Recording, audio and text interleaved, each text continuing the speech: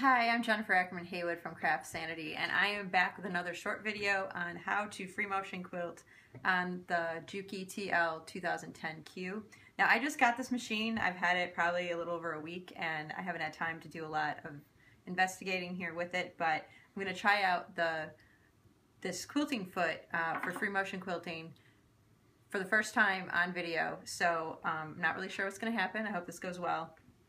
I did read in some reviews, people were talking about that it was a little bit harder to swap out feet in between, you know, your regular sewing foot that you use all the time to switch it out for a quilting foot or a zipper foot or anything else.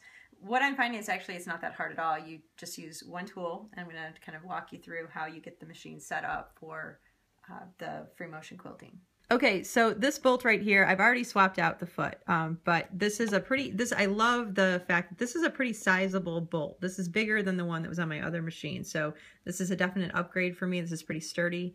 And some machines that have smaller bolts, they come loose while you're working, and that's not good. So this is a nice sturdy bolt, and all I had to do is loosen this and swap it out, and it connects right in here. You replace the bolt and you're good. So, and make sure your machine's off when you do this. You don't want to accidentally sew through your finger. That would be bad.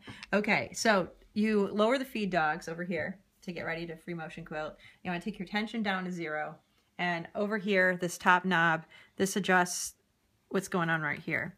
And I usually have it at this dot right here to sew, just regular sewing, and I've raised it all the way to the top, okay, because you're just going to get that tension out of the way. You don't want to have that slowing you down. Okay, so I'm going to, this is just a little coaster I made out of vintage fabric, and I'm going to give this a try. I'm going to try to do some different patterning in each of these sections here. Again, I just did a tiny little, teeny, like little piece of fabric over here. This is all I did to check tension and see if I had this thing set up right. So we're going to see how this works. I hope it goes well. Okay, so I tried to get going, and I want to kind of go back over the stitching that I started here.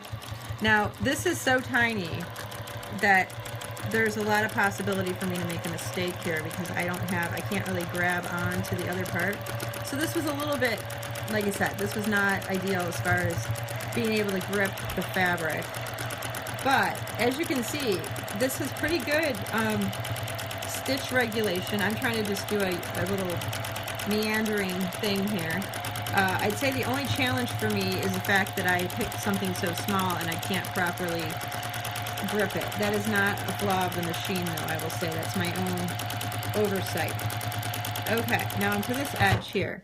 Now I'm going to try, now as you can see, the stitching, I was not going very fast, but the stitches look pretty even. And I would say on my other machines I've done free motion on, it would not have been that smooth. Now I'm going to pick up here and go another way, and I'm going to kind of give myself a chance to try to get a bigger loop-de-loop in here. Now overall I'm pretty satisfied with how this worked.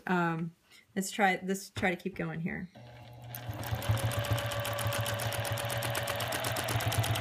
Okay, and also your quilting gloves come in handy here too. That's something I'm also not wearing those, so you can grip your fabric better. I'm just trying to try this out without sewing through my finger. Yes, I have to say I am happy with how this goes. And some people were asking me about how loud the machine is. And I would say that I am not bothered by the volume of this machine. I'd say, you know, I've been sewing, I sewed last night with my whole family sleeping. Nobody woke up and told me to quiet down my machine. So I think it's pretty good. So anyway, all right, so here we go. I'm going to end right here. Now, normally I do not quilt coasters this way, but this is just kind of what I wanted to use. So the stitch regulation, there's some larger stitches right here, and I would say probably because I was not moving this exactly evenly. There's some slight variations over here. But overall, it's not too bad. And obviously, when you're working on a big quilt and you're going in a rhythm and you have your gloves on where you can actually grip the fabric, that it's going to go even smoother. But I would say that I used to sew on my other machine that I did my free motion on. There would usually be quite a bit of finagling with tension and to try to get it right.